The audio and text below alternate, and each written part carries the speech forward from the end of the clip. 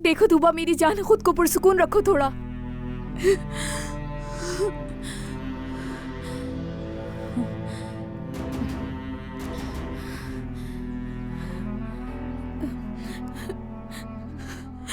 नहीं, मैं ये नहीं कर सकती।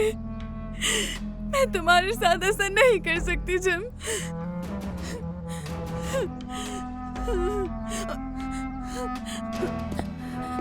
दादी, दादी जान दरवाजा खोले प्लीज, दरवाजा खोले दादी जान, दादी जान।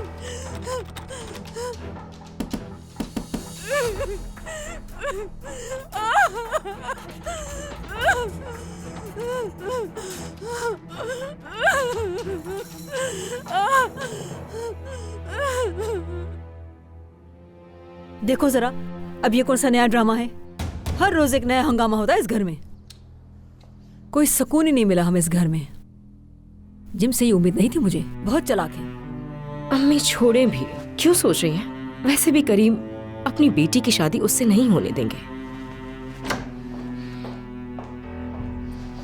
चाबी दो मुझे, मैं कह रही हूँ चाबी दो मुझे। चाबी तो किसी सूरत नहीं मिलेगी।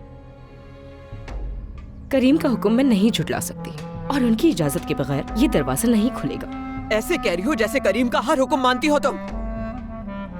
हाँ?